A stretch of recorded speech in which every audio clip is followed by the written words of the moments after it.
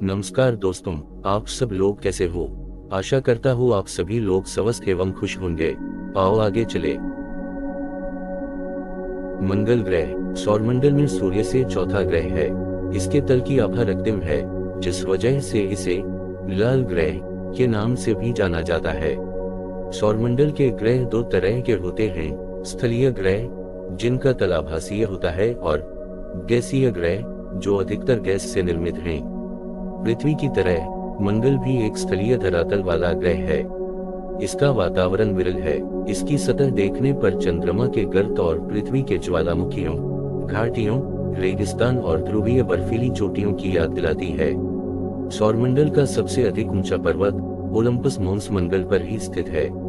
साथ ही विशालतम canyon Wallace मैरिनेरिस भी यहीं पर स्थित है। अपनी भौगोलिक विशेषताओं के अलावा मंगल का घूर्णन काल और मौसमी चक्र पृथ्वी के समान है। इस ग्रह पर जीवन होने की संभावना को हमेशा से परिकल्पित किया गया है।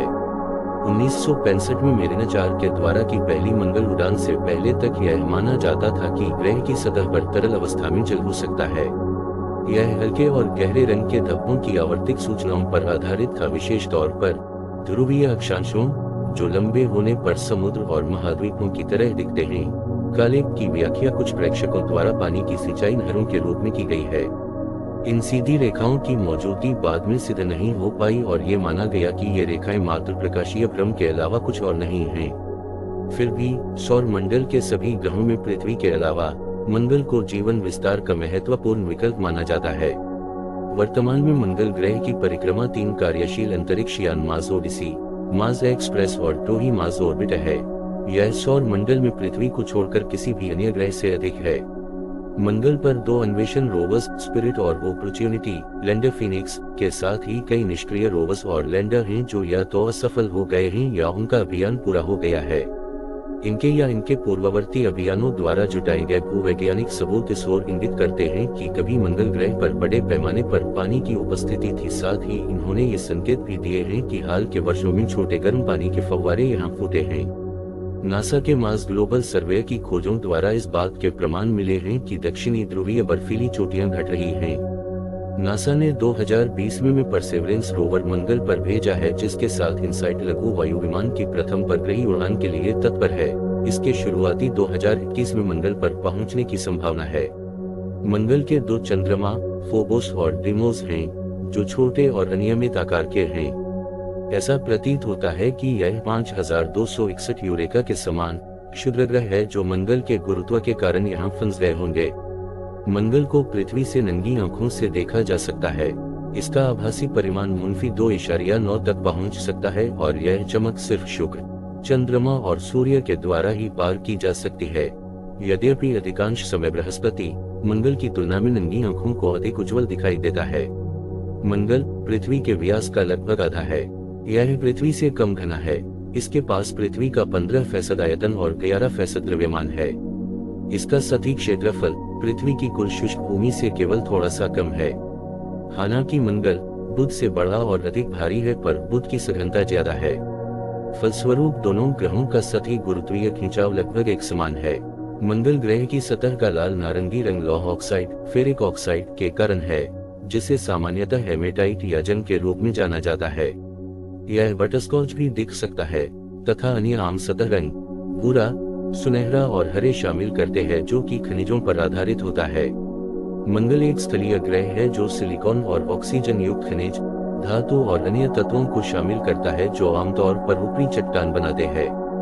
मंगल ग्रह की सतह मुख्यतः फोलेटिक बेसाल्ट की बनी है।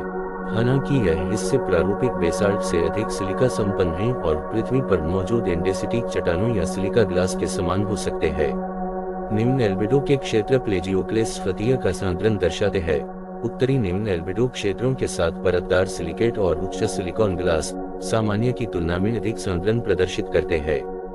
दक्षिणी उच्चभूमि के हिस्से पता लगाने योग्य मात्रा में उच्च कैल्शियम पारोक्सिन शामिल करते हैं। हेमेटाइट और ओलिविन की स्थानीयकृत सांद्रता भी पाई गई है। अधिकतर सतह लौह ऑक्साइड धूल के बारीक कणों द्वारा गहराई तक की हुई है। पृथ्वी की तरह यह ग्रह भी भिन्नता प्लानेटरी डिफरेंशिएशन से गुजरा है। परिणाम स्वरूप सघनता में धातु कोर क्षेत्र कम घने पदार्थों द्वारा लदा रहता है। ग्रह के भीतर के मौजूदा मॉडल लगभग 1794 किमी त्रिज्या में एक कोर क्षेत्र दर्शाते हैं, जो मुख्य रूप से लौह और 16-17% सल्फर युक्त निकल से बना है।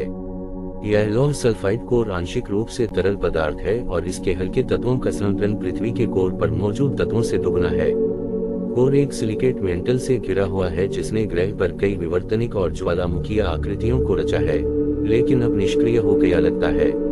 सिलिकॉन और ऑक्सीजन के अलावा मंगल की पट्टी में बहुतायत में पाए जाने वाले तत्व लोहा, मैग्नीशियम, एल्यूमिनियम, कैल्शियम और पोटेशियम है। 125 किमी की अधिकतम मोटाई के साथ ग्रह की पट्टी की औसत मोटाई लगभग 50 किमी है। दोनों ग्रहों के आकार के सापेक्ष पृथ्वी पट्टी का औसत 40 किमी है, जो मंगल पट्टी की मोटाई का केवल 1/3 है। यद्यपि मंगल ग्रह पर वर्तमान ढांचागत वैश्विक चुंबकीय क्षेत्र के कोई सबूत नहीं है, अवलोकन दर्शाते हैं कि ग्रह के भूपटल के कुछ हिस्से चुंबकित किए गए हैं और इसके द्विध्रुव क्षेत्र का यह क्रमिक ध्रुवीकरण उल्टा अतीत में पाया गया है। चुंबकीय अध्ययन से प्राप्त चुंबकीयकृत अतिसंवेदनशील खनिजों के गुण काफी हद तक पृथ्वी के समुद्र तल पर पाए जाने वाली क्रमिक पट्टियों के समान है।